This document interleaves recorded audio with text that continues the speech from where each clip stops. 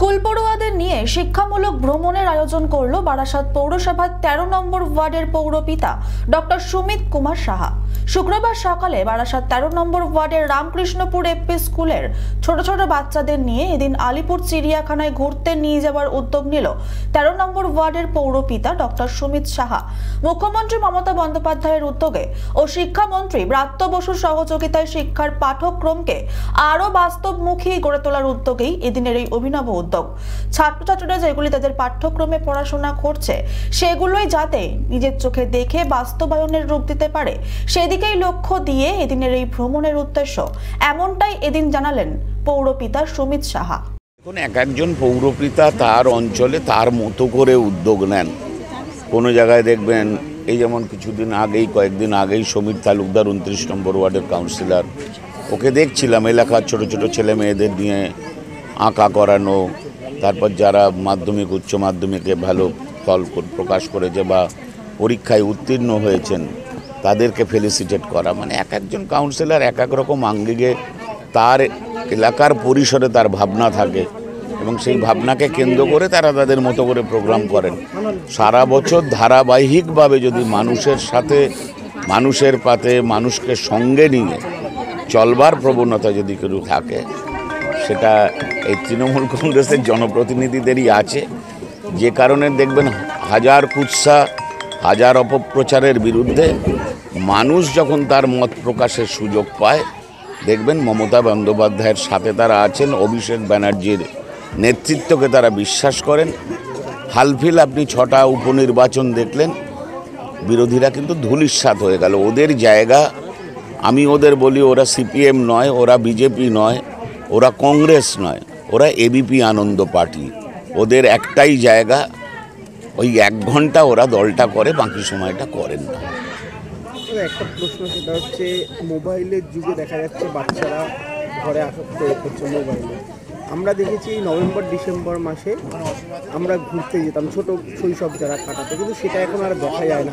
এই উদ্যোগ না, স্বাভাবিকভাবেই উদ্যোগ প্রশংসাযোগ্য এবং এই উদ্যোগের ধারাবাহিকতা রাখতে হবে। যে কোনো জিনিসের শুরু করা যেতে পারে, ধারাবাহিকভাবে যদি আমি করবার চেষ্টা করতে পারি, আমি যদি আমার সহযোগীদের পাই, নিশ্চিতভাবে সেটা সমাজের বুকে একটা নতুন বার্তা হবে এবং এটা দেখে আরও অন্যান্য জনপ্রতিনিধিরা তারা অনুপ্রাণিত হবেন, তারাও তাদের এলাকায় করবার চেষ্টা করবেন। এটা তো আছে রামকৃষ্ণপুর প্রি প্রাইমারি স্কুল নতুন, এদের যে ছোট ছোট শিশুরা রয়েছে তাদেরকে শিক্ষামূলক ভ্রমণের অঙ্গ হিসাবে আমরা আজকে আলিপুর চিড়িয়াখানায় নিয়ে যাচ্ছি এবং শিক্ষাকে বাস্তবমুখী করে তোলাটাই আরও উদ্দেশ্য। আপনারা জানেন যে আমাদের মাননীয় মুখ্যমন্ত্রী মমতা বন্দ্যোপাধ্যায়ের নেতৃত্বে আমাদের শিক্ষামন্ত্রী ব্রাত্য বসু এবং সকলের সহযোগিতায় যেভাবে শিক্ষার পাঠ্যক্রমকে আরও বাস্তবমুখী করে তোলার চেষ্টা চলছে, সে কথাকে মাথায় রেখেই আমরা এটাকে ওদের একটা প্রজেক্টের মতো করে নিয়ে যাচ্ছি, যাতে যেগুলো ওরা বইতে পড়ছে সেগুলোকেই যাতে ওরা বাস্তবে দেখে তার চরিত্রায়ন সম্পর্কে আরও বেশি আত্মস্থ করতে পারে।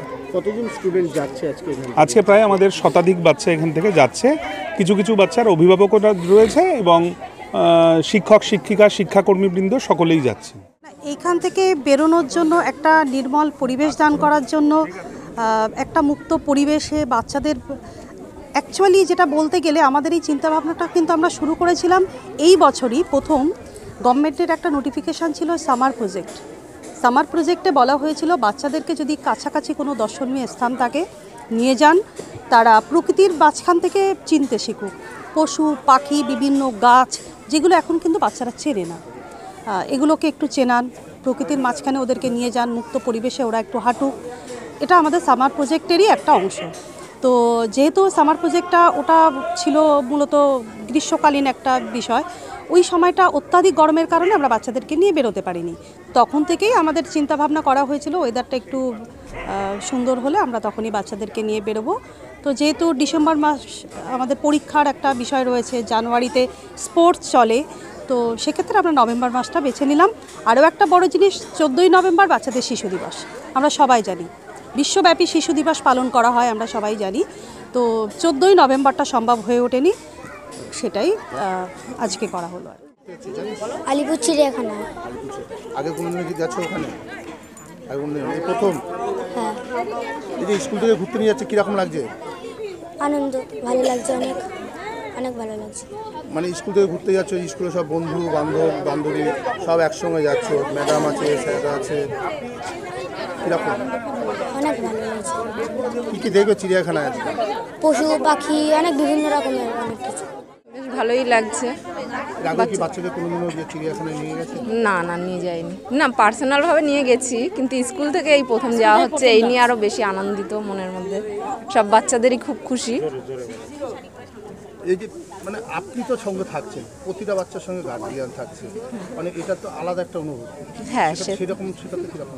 সেটা তো খুবই আনন্দিত মন, মানে কি বলবো, আর বলে বোঝানো যাবে না, এতটাই আনন্দ হচ্ছে সবার মনের মধ্যে। বারাসাত থেকে সাম্য গোস্বামীর রিপোর্ট, চ্যানেল 24/7।